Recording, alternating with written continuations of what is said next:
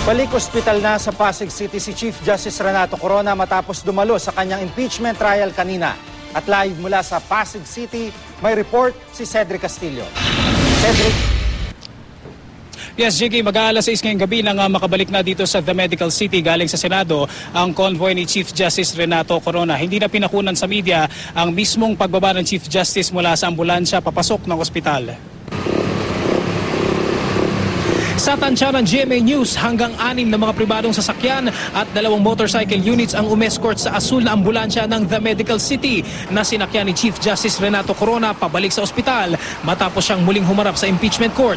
Natsyempohan ng GMA News ang purong maestrado na nakahiga na sa loob ng ambulansya habang tumutulak ang convoy. Pagdating sa compound ng The Medical City, isa-isang nagbaklasa ng mga sasakyang kumukonvoy sa Chief Justice. Agad namang hinarang ng mga gwardya ng ospital ang mga miyembro ng media. Hindi na pinakunan ang pagpasok ng purong maestrado sa VIP area ng ospital.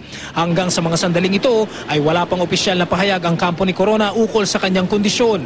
Kahapon mismong mga doktor ang nagpayo sa Chief Justice na delikado sa kanyang kalusugan ang pagbalik niya sa Senado ngayong araw. Jiggy, patuloy pa rin tayo nakatutok dito sa The Medical City. Gayunpaman, maging ang ospital ay wala pa rin pahayag kung kailan o nagbibigay ng impormasyon kung kailan maglalabas o kung maglalabas pa ng medical bulletin ukol sa kalagayan ni Chief Justice Corona. Jiggy? Cedric, may bali-balita ba kung hanggang kailan magtatagal dyan si Chief Justice Corona o kaya ay kung dadalo ba siya sa Lunes o kaya ay sa Martes?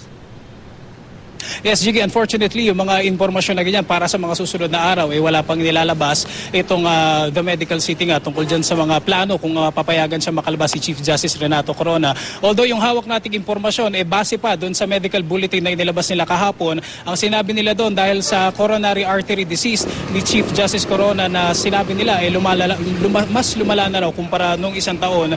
Ngayon ay kailangan daw pag-aralan pa o magpapatuloy pa raw yung pagsusuri tungkol sa disease nga ito nito ni Chief Justice Renato Corona. Jiggy.